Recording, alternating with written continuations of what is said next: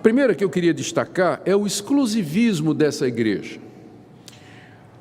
Algumas declarações dos próprios adventistas a respeito deles como sendo a única igreja verdadeira e o remanescente fiel de Jesus Cristo aqui nesse mundo. A revista Adventista de março de 2001, na página 10, diz o seguinte: sim, eu creio no futuro brilhante do movimento adventista, porque não somos uma simples igreja entre as demais, somos o remanescente de Deus nesse tempo do fim. Então, a igreja adventista se vê como o remanescente final de Deus. É a única igreja verdadeira, aquela que é a igreja correta que Deus deixou nesse mundo. No certificado de batismo da Igreja Adventista do Sétimo Dia estão as perguntas que são feitas para aqueles que querem ser batizados. E na pergunta número 13 se lê: você crê que a Igreja Adventista do Sétimo Dia é a igreja remanescente da profecia bíblica? Ou seja, é aquela única igreja verdadeira que os profetas anunciaram que haveria de ter? Aqui eu vou ler uma declaração da Ellen White, que foi reproduzida no The Review and Herald, que é uma espécie de jornal oficial da denominação, em 12 de setembro de 1893. Diz assim: as igrejas denominacionais, ele estava se referindo às batistas, presbiterianas, metodistas, episcopal, anglicana e tal, ainda não tinha as igrejas pentecostais nessa época. As igrejas denominacionais caídas são Babilônia. Elas têm estado a promover doutrinas venenosas, o vinho do erro. Esse vinho é composto de doutrinas falsas, como imortalidade da alma, tormento eterno do ímpio, a negação da existência de Jesus Cristo antes do seu nascimento em Belém, defesa e guarda do domingo, acima do dia de Deus, que é o sábado. Várias igrejas apresentam ao mundo esses erros e outros semelhantes, cumprindo assim as escrituras que dizem: as nações beberam do vinho da ira da prostituição de Babilônia. Então, eles consideram as outras denominações como sendo seitas, não é?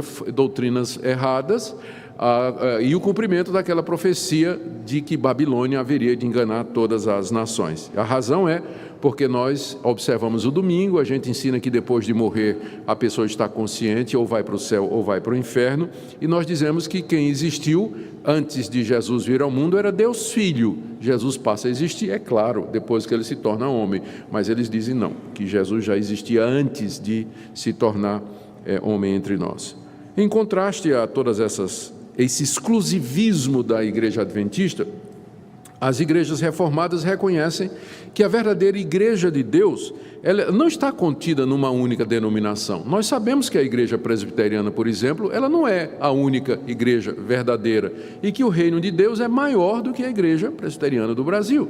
Nós recebemos os nossos irmãos batistas, recebemos os irmãos da Assembleia de Deus, recebemos irmãos de outras denominações. Para nós, onde o evangelho é pregado em verdade, ali está a igreja de Deus, quer seja aqui, quer seja em outra denominação, quer seja em outro país, em qualquer outro lugar, onde a palavra de Deus é ensinada em verdade, o batismo e a ceia são administrados da forma correta, onde é feito o exercício da disciplina entre os membros, ali está uma igreja de Jesus Cristo, não necessariamente dentro da nossa denominação.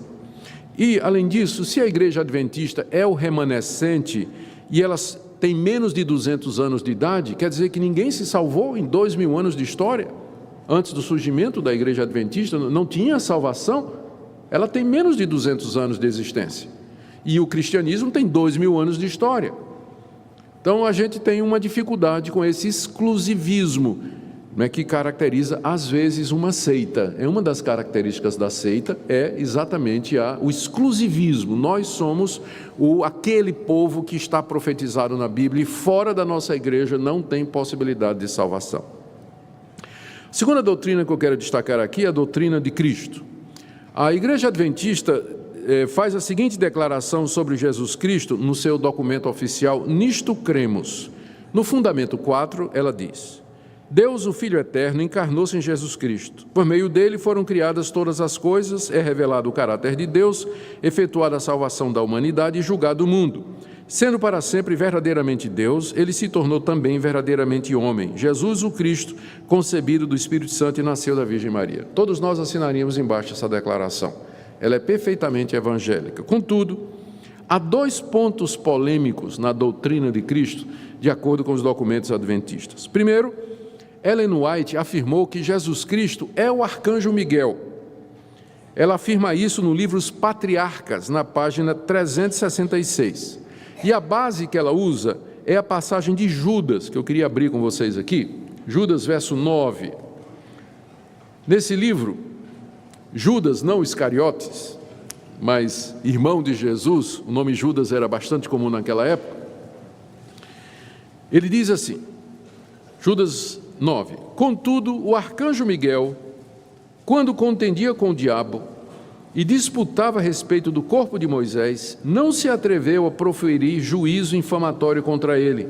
Pelo contrário, disse: o Senhor te repreenda. Então, Judas aqui está reproduzindo uma passagem antiga, não está no Antigo Testamento, mas foi preservada na literatura apócrifa. Judas traz essa passagem para o seu livro, canoniza essa passagem, e aqui ele narra um debate que teve, um confronto que teve do arcanjo Miguel com Satanás, disputando pelo corpo de Moisés. Moisés morreu no alto do monte, vendo a terra prometida.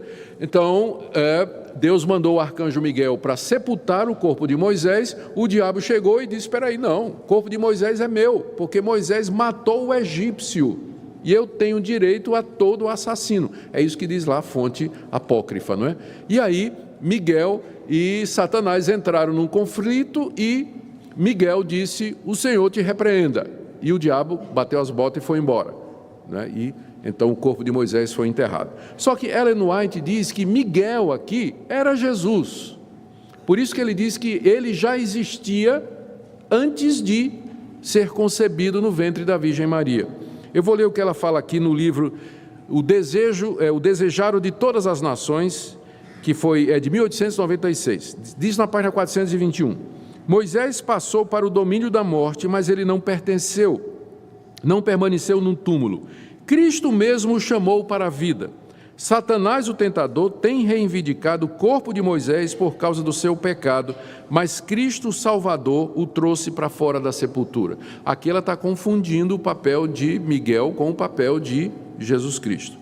No mesmo livro, na página 164, ela diz: Moisés passou pela morte, mas Miguel veio e lhe deu vida antes que seu corpo visse a corrupção. Que inclusive é uma doutrina também estranha, né? Porque está escrito que Deus enterrou Moisés no alto do monte. E ela está dizendo aqui que Jesus veio, que o arcanjo Miguel veio e ressuscitou Moisés. Satanás tentou segurar o corpo de Moisés, reclamando que era seu, mas Miguel ressuscitou Moisés e o levou para o céu. Onde está na Bíblia isso, ninguém achou, até o dia de hoje. Satanás rebelou-se cruelmente contra Deus, acusando de ser injusto em permitir sua presa ser tomada dele. Mas Cristo não repreendeu seu adversário, humildemente se submeteu ao Pai, dizendo: o Senhor te repreenda. Mas no texto bíblico, quem é que diz o Senhor te repreenda? Miguel. Mas ela então diz que aqui quem fez isso foi Cristo, ou seja, ela confunde os dois. Por isso que também eles dizem que Jesus já existia antes da encarnação, porque ele era o arcanjo Miguel. O arcanjo Miguel que aparece no Antigo Testamento, então, era Jesus Cristo. Isso, contudo, é muito estranho, porque em João capítulo 1, verso 3, está dito que Cristo criou todas as coisas. Miguel é a criatura. Jesus é adorado por Miguel. Hebreus capítulo 1, verso 6, todos os anjos de Deus o adorem, e anjos não podem ser adorados. Se Jesus era um anjo, anjos não podiam ser adorados, de acordo com Apocalipse 22, de 8 a 9, para não falar da falta de qualquer evidência bíblica para esse tipo estranho de interpretação. A segunda coisa estranha a respeito de Jesus, na doutrina adventista, é que ele tinha uma natureza pecaminosa. Eu vou ler aqui o que está escrito numa obra oficial também, chamada Estudos Bíblicos, na página 140 e na página 141. Na sua humanidade, Cristo participou de nossa pecaminosa natureza caída. Se assim não fosse, ele não teria sido feito como seus irmãos, e não poderia ser tentado como nós fomos. A ideia de que Cristo foi nascido de uma mãe imaculada e sem pecado, eles estão reagindo ao catolicismo aqui, não é? Não a nós, porque a gente também não acredita nisso. A gente não acredita que Maria não tinha pecado. Essa ideia de que não herdou tendências para o pecado e por isso não pecou, remove Jesus do mundo caído e do próprio lugar onde a ajuda é necessária. Em seu lado humano, Cristo herdou exatamente o que todo filho de Adão herda, uma natureza pecaminosa caída. Então, eles ensinam com clareza que Jesus tinha uma natureza pecaminosa caída. Contudo, o que é que as Escrituras nos ensinam? Esse Jesus não é o Jesus da Bíblia, pois Lucas 1,35, ele é o ente santo que haveria de nascer. 1 de Pedro 1,19, ele era sem defeito e sem mácula. 2 de Pedro 3,14, ele foi separado, ele é sem defeito e sem mácula, Pedro 1,19, sem mácula irrepreensível, 2 de Pedro 3,14, separado dos pecadores, Hebreus 7,26, não conheceu o pecado, 2 aos Coríntios 5,21, e mais forte ainda, 1 de João 3,5, nele não existe pecado. E ainda Hebreus 4,15, ele foi tentado em todas as coisas à nossa semelhança, mas sem pecado. E em Romanos capítulo 8, verso 3, Paulo diz que ele veio em semelhança da carne do pecado, ou seja, ele veio na forma humana pecadora. Não quer dizer que ele era pecador, mas que ele assumiu a forma do homem que é pecador. Esse é o verdadeiro testemunho das Escrituras a respeito de Jesus. Ele era humano como nós éramos, mas sem pecado. O Adventismo diz que ele tinha uma natureza pecaminosa caída. Vamos para o terceiro ponto aqui, que é polêmico também. É a questão da fonte de autoridade. De onde os adventistas tiram as suas interpretações e ideias? O autor adventista Arnaldo Cristianini, no seu livro Sutilezas do Erro, página 30, afirma o seguinte sobre Ellen White: o espírito de profecia é o que, segundo as Escrituras, junto com a guarda dos mandamentos de Deus, caracteriza a igreja remanescente. O dom da profecia consiste em dar ao povo de Deus mensagens diretas e específicas. Os testemunhos orais ou escritos da senhora Ellen White preenchem perfeitamente esse requisito no fundo e na forma. Tudo quanto ela disse e escreveu foi puro, elevado, cientificamente correto e profeticamente exato. Então, de acordo com esse autor adventista, o que caracteriza a verdadeira igreja é que ela tem o dom de profecia. E como Ellen White era uma profetisa de Deus, e tudo que ela falou, nas palavras dele, foi puro, elevado, cientificamente correto e profeticamente exato, então essa é a confirmação de que o adventismo, a igreja adventista, é a igreja verdadeira. Por quê? Porque Ellen White era uma profetisa da parte de Deus. Aqui eu vou ler da Revista Adventista de fevereiro de 1984, na página 37. Cremos que o ministério e os escritos de Ellen White foram a manifestação do dom da profecia. Ellen White foi inspirada pelo Espírito Santo e seus escritos. O produto dessa inspiração tem aplicação e autoridade especial para os adventistas do sétimo dia. Nós negamos que a qualidade ou grau de inspiração dos escritos de Ellen White seja diferente daquele encontrado nas Escrituras Sagradas. Ou seja, a inspiração dela é igual à inspiração das Escrituras. Deixe-me ler também do livro Nisto Cremos, no Fundamento 17. Um dos dons do Espírito Santo é a profecia. Esse dom é uma característica da igreja remanescente e foi manifestado no ministério de Ellen White. Como a mensagem do Senhor, seus escritos são uma contínua e autorizada fonte de verdade e proporcionam conforto, orientação, instrução e correção à igreja. Eles também tornam claro que a Bíblia é a norma pela qual deve ser provado todo ensino e experiência. Então, é um no cravo e outro na ferradura, né? Por um lado, parece dizer que a Bíblia tem toda a autoridade, mas quando se refere aos escritos de Ellen White, se refere como sendo a manifestação do espírito de profecia. Então, os profetas do Antigo Testamento, quando falavam, diziam: assim diz o Senhor. e a palavra dos profetas era para ser recebida sem questionamento. Eram inspirados e infalíveis, eles eram inerrantes nos seus pronunciamentos. Então, Ellen White é vista como sendo uma profetisa nessa mesma linha, nesse mesmo nível de inspiração e de autoridade. Então, aproveitando isso que nós estamos falando aqui com relação à ideia de alguém que tem o dom de profecia, que é para ser recebido como autoridade e que acaba concorrendo com a Bíblia, não se aplica somente ao adventismo, mas muitas outras linhas dentro da cristandade que são abertas para profetas, que vão trazer novas revelações, novas ideias e assim por diante. Acaba nisso, né, que nós estamos vendo aqui. Ainda Ellen White, no livro dela, Primeiros Escritos, na página 258, disse o meu anjo assistente, o anjo que aparecia com revelações: ai de quem mover um bloco ou mexer num alfinete dessas mensagens que ele estava trazendo para Ellen White. A verdadeira compreensão dessas mensagens é de vital importância. O destino das almas depende da maneira em que forem recebidas. Em outro livro, Testemunhos Seletos, sob o título Objetivo do Testemunho, Ellen White diz: nos tempos antigos, Deus falou aos homens pela boca de seus profetas e apóstolos. Nesses dias, Ele fala por meio dos testemunhos do seu Espírito. Está se referindo às profecias que ela proferia. Não houve ainda um tempo em que mais seriamente Deus falasse a seu povo a respeito da sua vontade e da conduta do que esse tempo em que ela estava trazendo essas revelações e essas profecias. Mas, contudo, o que é que o cristianismo histórico nos diz? Tendo Deus outrora falado muitas vezes aos pais pelos profetas, nos últimos dias nos falou pelo seu Filho. Cristo é a revelação última e final de Deus.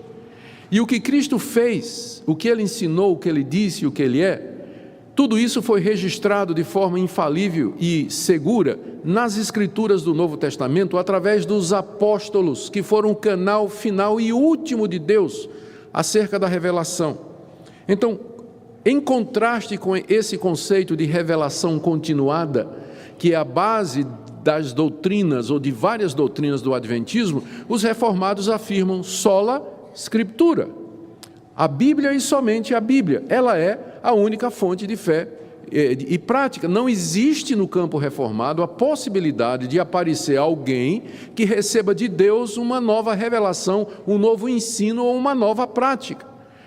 Porque nós cremos que tudo o que Deus queria nos dizer a respeito da nossa salvação, da nossa redenção e de que maneira viver aqui nesse mundo, Ele já disse na pessoa de Jesus Cristo e dos seus apóstolos, através dos quais essa verdade foi escriturada de maneira infalível e final na Bíblia Sagrada.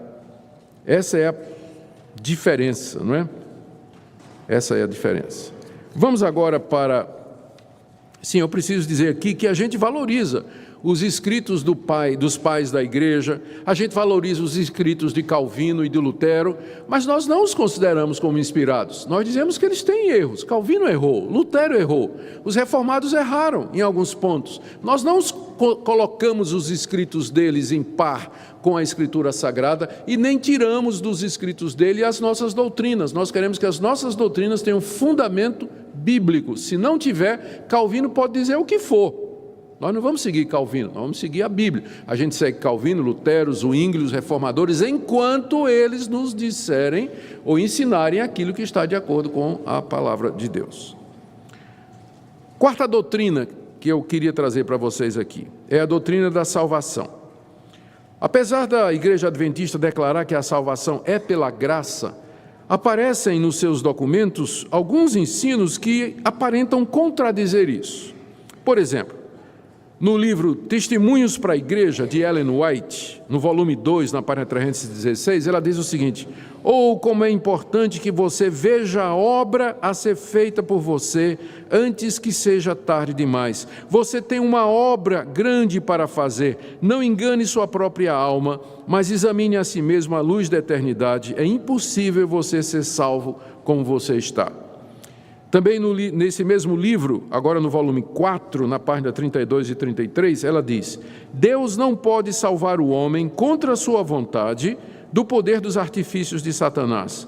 O homem deve trabalhar com seu poder humano, ajudado pelo poder divino de Cristo, para resistir e conquistar a qualquer custo para si mesmo a perfeição. O homem deve fazer a sua parte.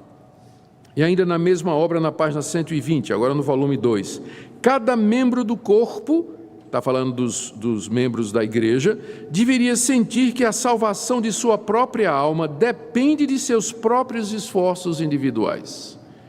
Então, embora declare que a salvação é pela graça mediante a fé, você encontra essas declarações de que se eu não me esforçar, se eu não cumprir a minha parte, se eu não realizar as obras, então eu não poderei ser salvo.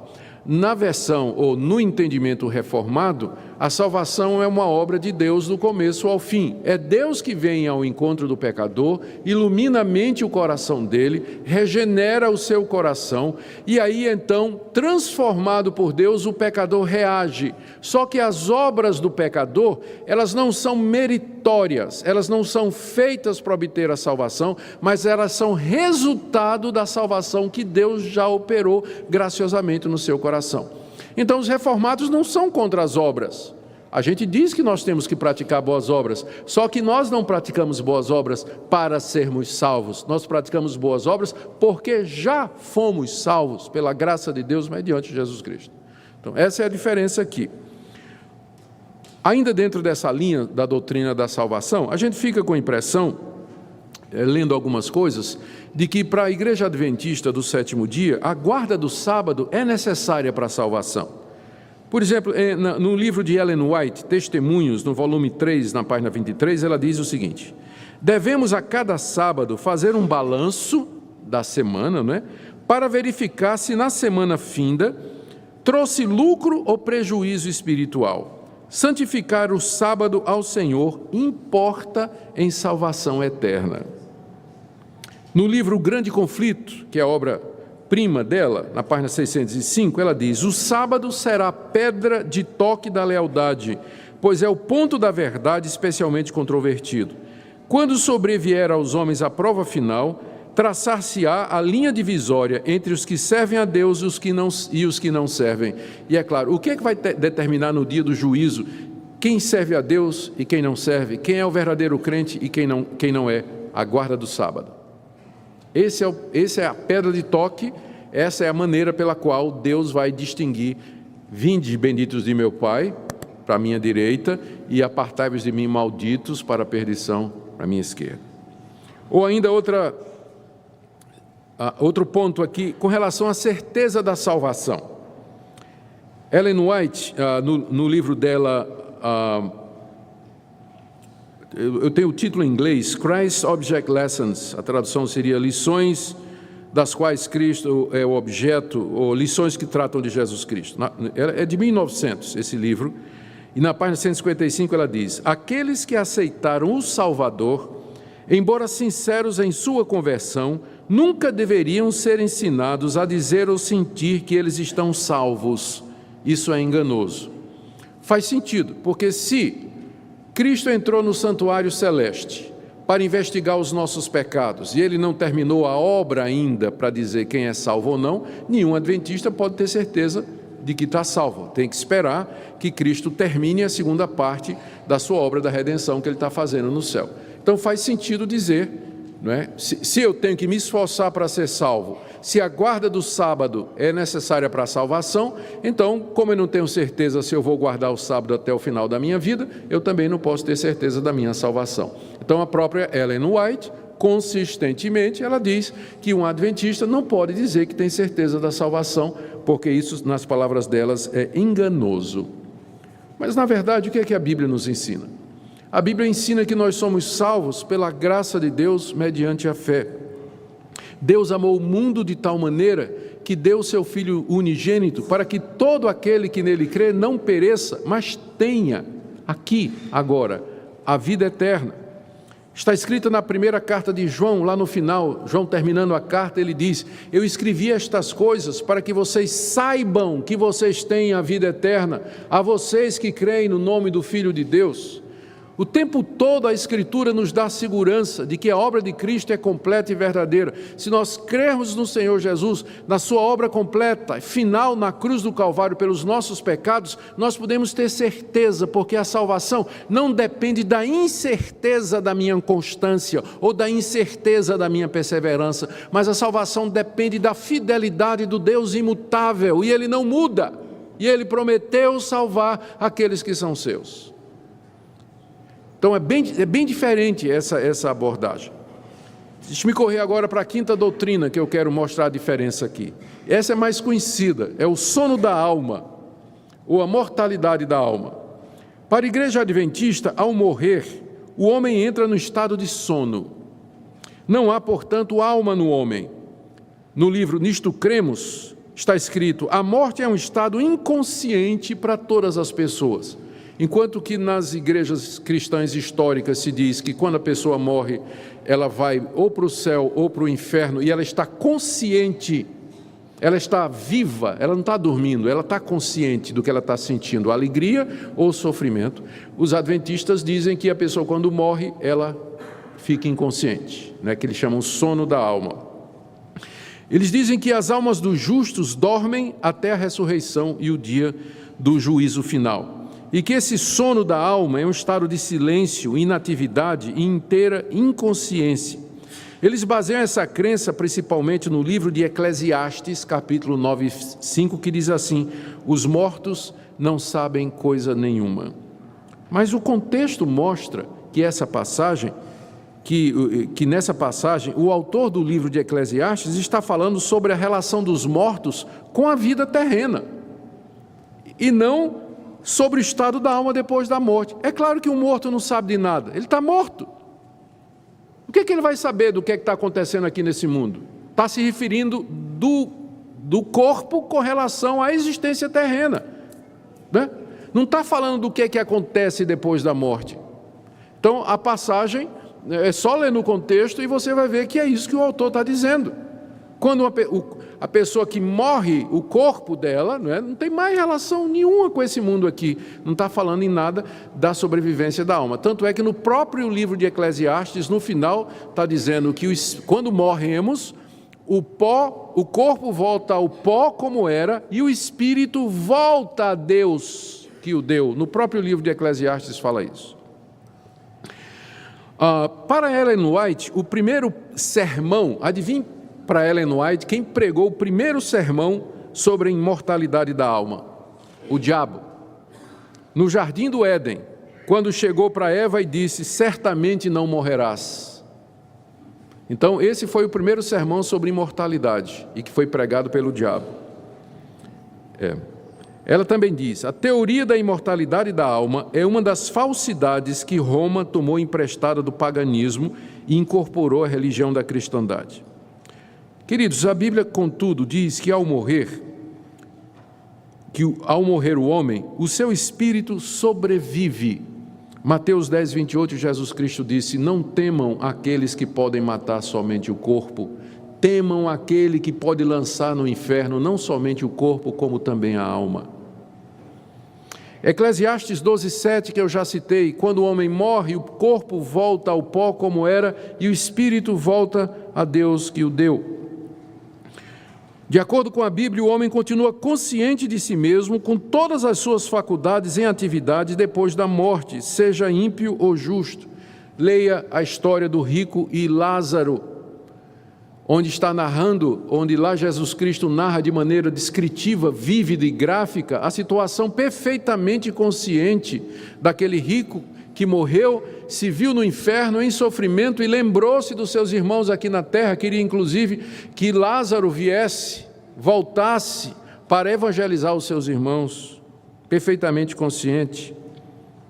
2 Coríntios 5, de 6-8, o apóstolo Paulo diz que se esse corpo terrestre se desfizer, nós temos da parte de Deus uma mansão celestial. Ele diz em Filipenses 1, 21-23, para mim o morrer é lucro e o viver é Cristo. Estou apertado, mas eu sei que eu quero ficar, mas eu sei que o melhor é morrer e estar com Cristo. Isso é muito melhor, morrer e estar com Cristo. Então o que acontece depois da morte para o cristão? ele morre e ele vai estar com Cristo Jesus. Como Jesus disse ao ladrão na cruz: em verdade te digo, hoje estarás comigo no paraíso.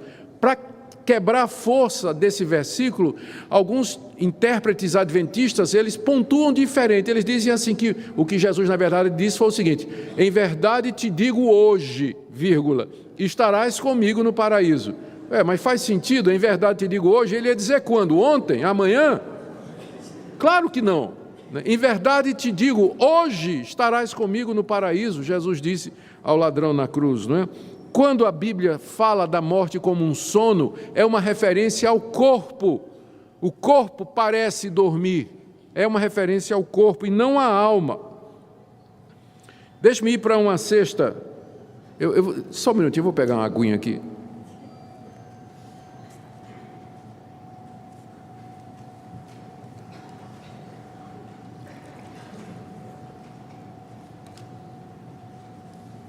Só não ofereço porque eu já bebi no bico, tá?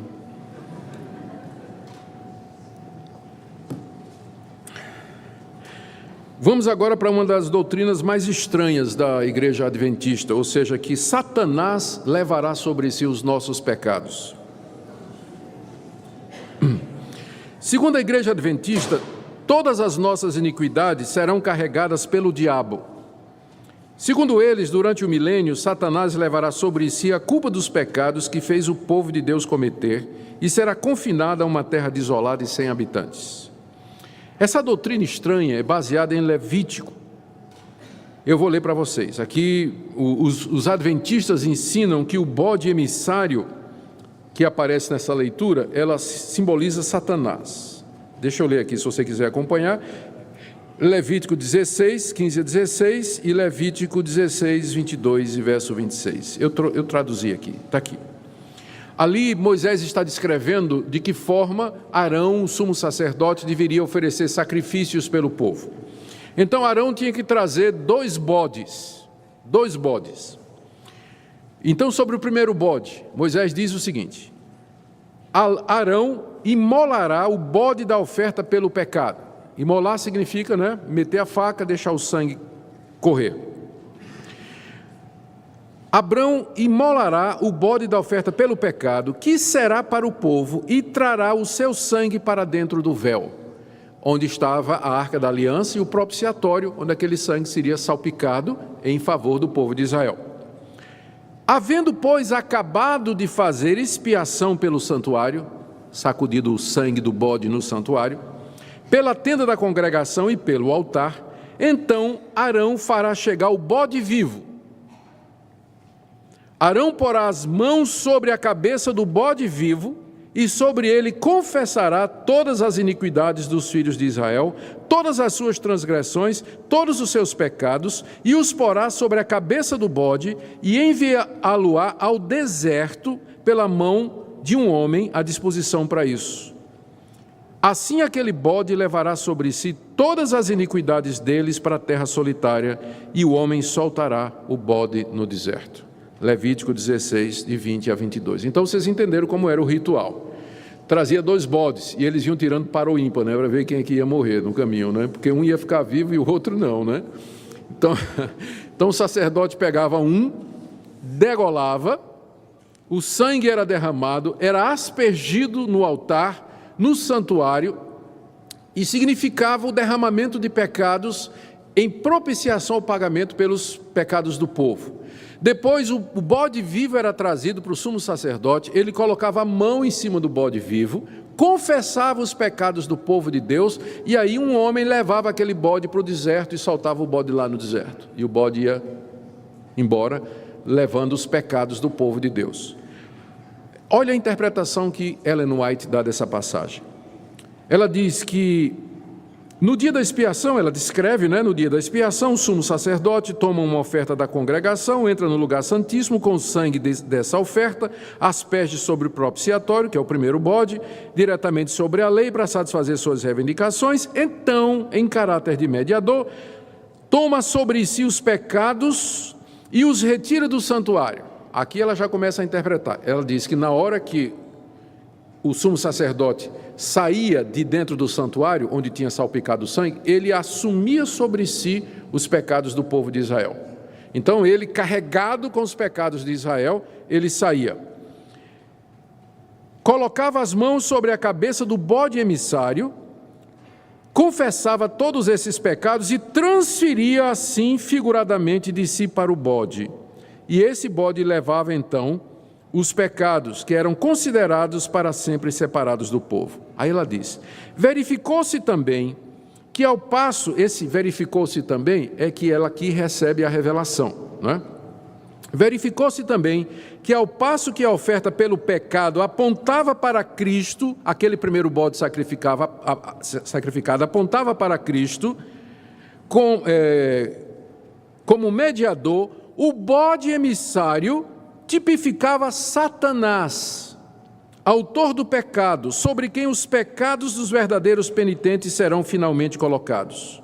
Quando Cristo, pelo mérito de seu próprio sangue, remover do santuário celestial os pecados de seu povo, ao encerrar-se o seu ministério, ele os colocará sobre Satanás, que na execução do juízo deverá arcar com a pena final.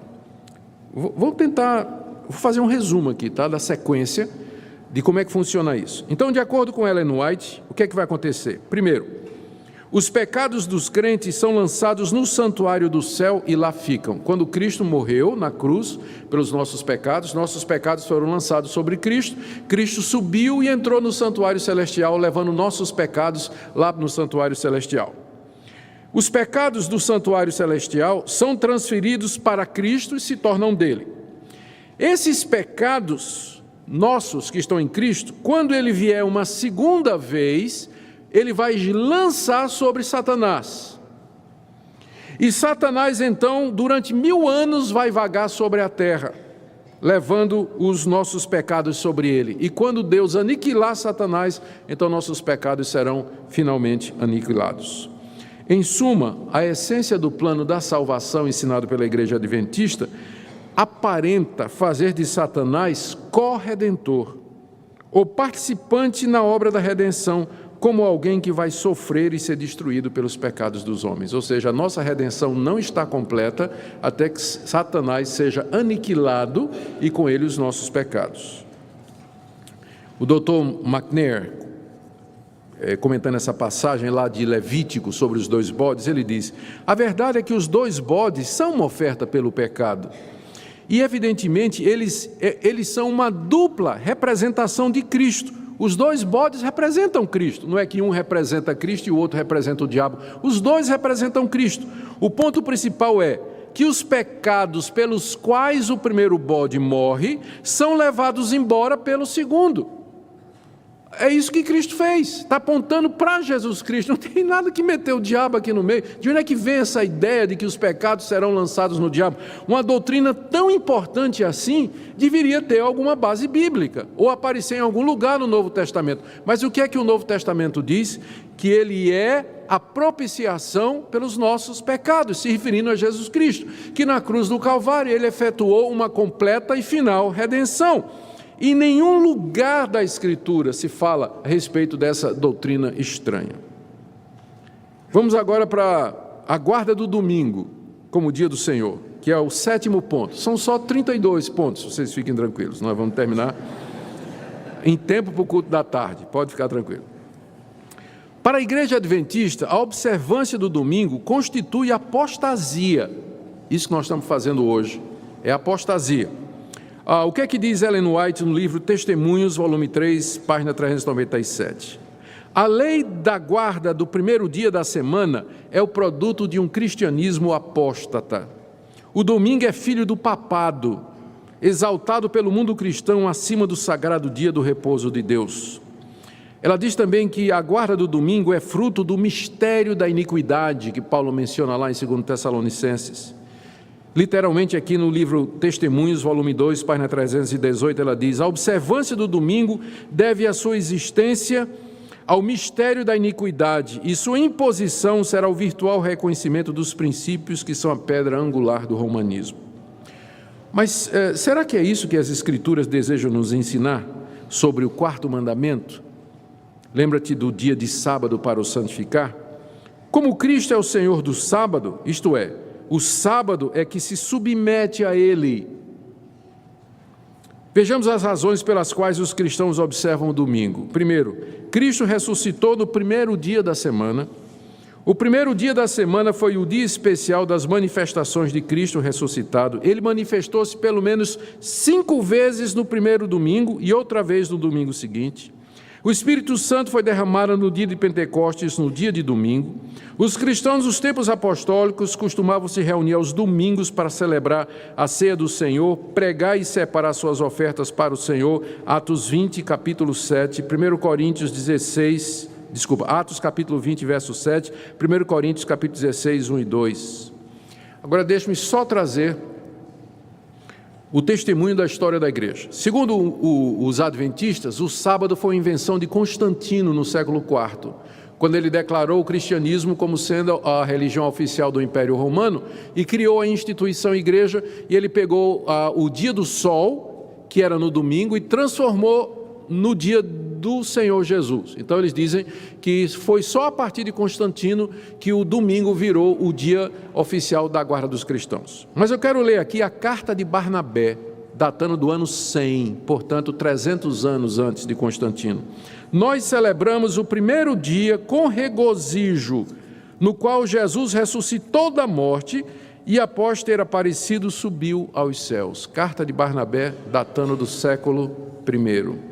Inácio de Antioquia, no ano 107, diz assim: não sejais enganados com doutrinas estranhas, nem com fábulas velhas que não são proveitosas, pois se ainda vivemos conforme a lei judaica, reconhecemos que não recebemos a graça. Se, portanto, aqueles que foram educados segundo a antiga ordem de coisas alcançaram a posse de uma nova esperança, não mais devem observar o sábado, mas viver na obediência do dia do Senhor, no qual também nossa vida reviveu por ele e por sua morte.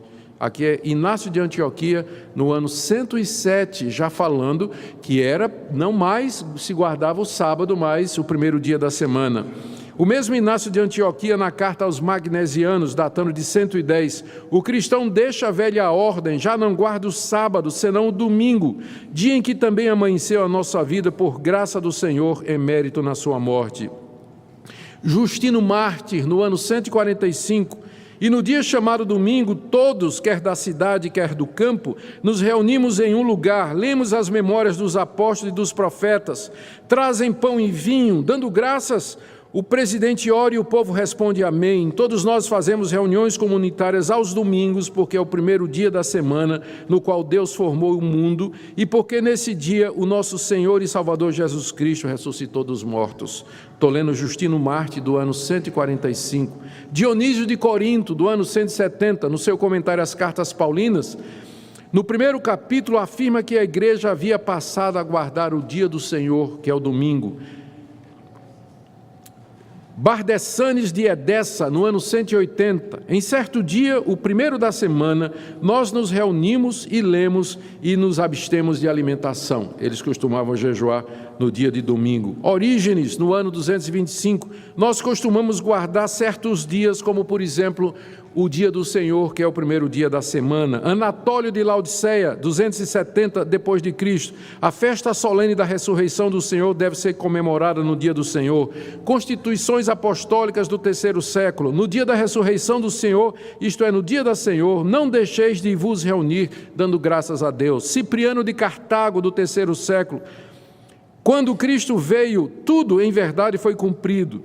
Pela razão do oitavo dia, isto é, o primeiro dia depois do sábado, ser aquele que o Senhor havia de ressuscitar e vivificar, dando-nos a circuncisão do Espírito, assim também o oitavo dia é chamado dia do Senhor. Pedro de Alexandria, no ano 306, nós guardamos o primeiro dia como dia de alegria, por causa daquele que nesse dia ressuscitou. Eusébio de Cesareia, eu posso citar aqui dezenas e dezenas de citações dos pais da igreja, muito antes de Constantino, dizendo que os cristãos, desde o início, já guardavam o domingo como dia do Senhor. Então não me vem com essa de que a guarda do sábado é coisa de Constantino, século IV. É só ler o testemunho dos pais da igreja e verificar se há aquilo que nós já vemos no livro de Atos, que os cristãos começaram a se reunir no primeiro dia da semana, porque é o dia que o Senhor ressuscitou, e eles entenderam que o mandamento, lembra-te do dia de sábado para santificar, ele é profético, ele antecipava aquele descanso eterno que Jesus nos deu através da sua ressurreição. Portanto, o sábado cristão é o domingo, cumpre plenamente aquele mandamento. Vocês têm tempo para mais uma? Vou terminar com essa. O juízo investigativo. Nós já mencionamos brevemente, mas eu vou dizer aqui. Com o grande desapontamento de 1844, os milenaristas ficaram tristes porque nada aconteceu. Cristo não voltou, mas, como eu disse, isso não foi motivo deles não terem esperança, porque a jovem Ellen Harmon, que depois haveria de se casar e adotar o nome do marido, White, né? Ellen White é o nome de casada dela, ela convenceu o grupo de que Cristo tinha vindo, usando aquela visão do Hiram Edson, não é? Mas não à terra, mas ele tinha entrado no santuário do céu. 10 anos depois, Tiago White, marido dela, cunhou esse nome, juízo investigativo. E na obra Nisto Cremos, Fundamento 23, se diz o seguinte: Cristo foi empossado como nosso grande sumo sacerdote e começou seu ministério intercessório por ocasião de sua ascensão. Em 1844, no fim do período profético dos 2.300 anos, ele iniciou a segunda e sua última etapa do ministério expiatório. É uma obra de juízo investigativo, a qual faz parte a eliminação final de todo o pecado, prefigurada pela purificação do antigo santuário hebraico no dia da expiação. Ou seja, o juízo investigativo é o que Cristo está fazendo agora. Ele entrou no santuário celestial em 1844 e está investigando os registros de vida de todos os crentes. Ele começou com os mortos e depois vai continuar com os vivos para determinar se eles merecem a vida eterna. Depois das pessoas terem sido julgadas, os pecados daquelas que passam nessa prova que Cristo está fazendo no céu serão apagados. Olha o que diz Ellen White no livro O Grande Conflito, página 23. Os que seguiram a luz da palavra profética viram que, em vez de vir à terra, Cristo, ao terminar em 1844 os 2.300 dias, entrou no lugar santíssimo do santuário celeste a fim de terminar a obra da expiação. É impossível, note isso, é impossível que os pecados dos homens sejam cancelados antes de concluído o juízo em que seu caso deve ser investigado. Quer dizer o seguinte, a salvação não está completa. O que Cristo fez na cruz foi a primeira parte. Em 1844, ele entrou lá no céu, nos registros das obras de todos os homens, e ele está investigando. Está analisando os pecados de cada um de vocês. No fim da investigação, ele vai concluir: esses estão perdoados, esses não estão. Os que não estiverem, serão aniquilados.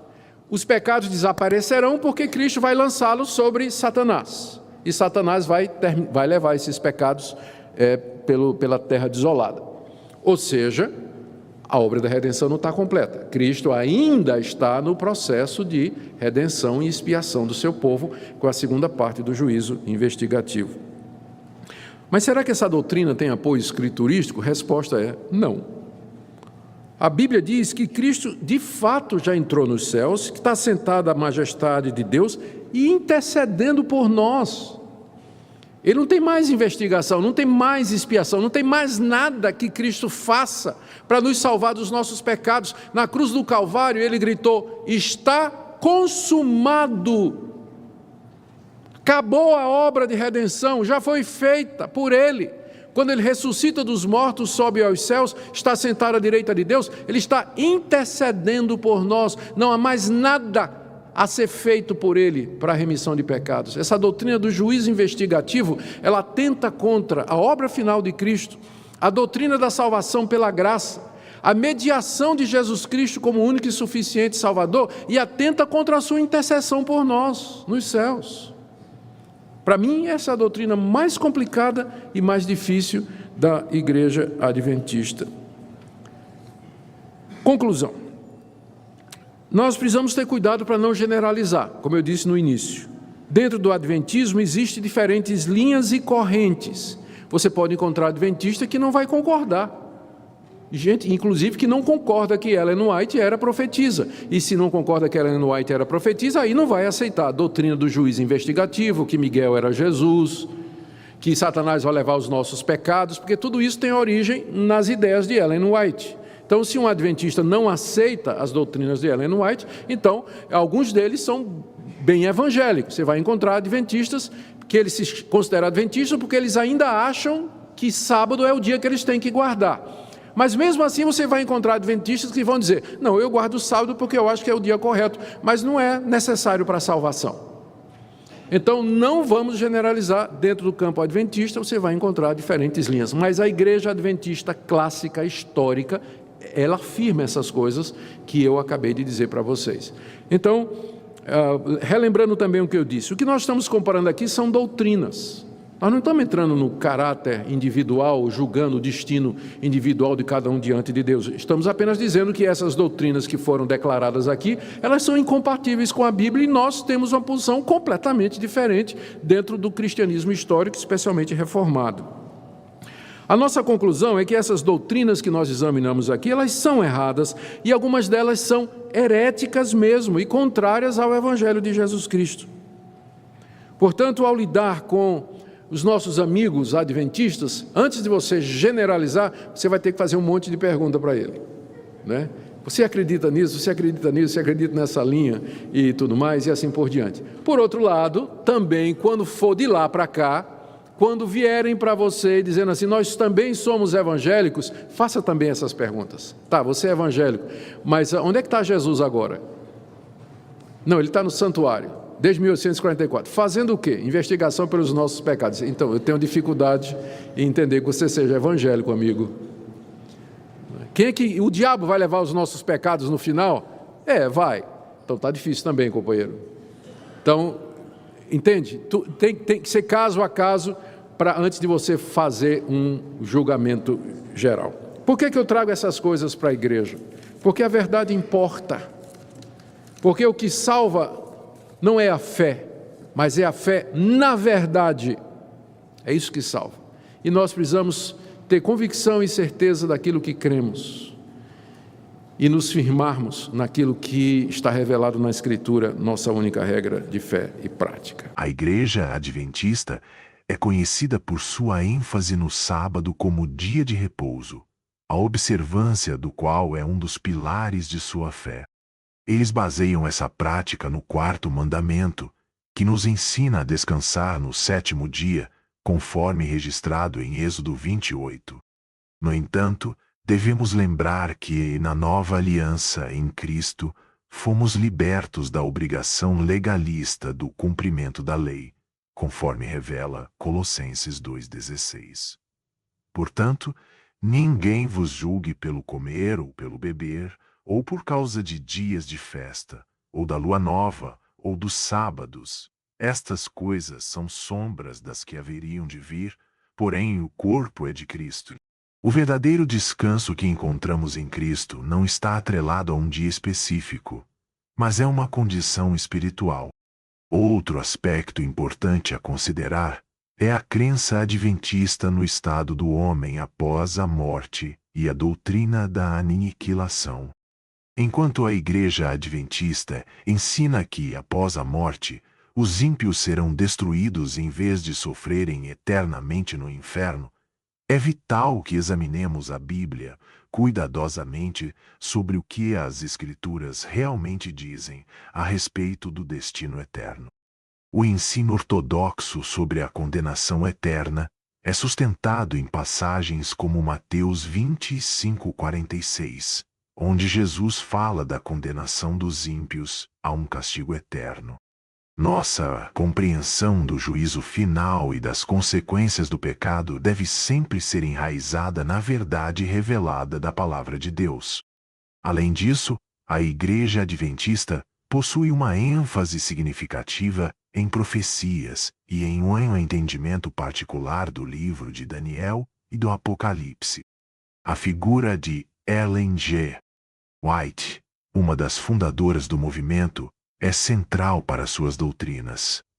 Embora ela tenha sido uma líder imensamente influente e suas obras tenham contribuído para muitos, devemos ser cautelosos ao exaltar qualquer ser humano a um nível de autoridade que compete com a Escritura Sagrada.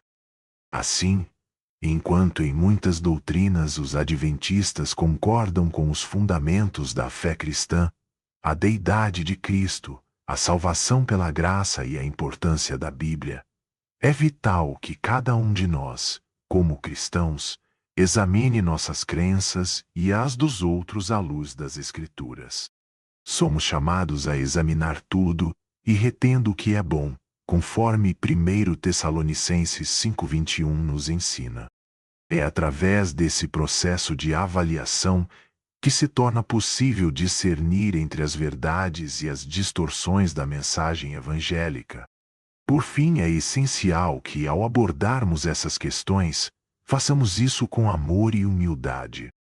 Devemos lembrar que estamos todos em um caminho de crescimento na fé e na verdade.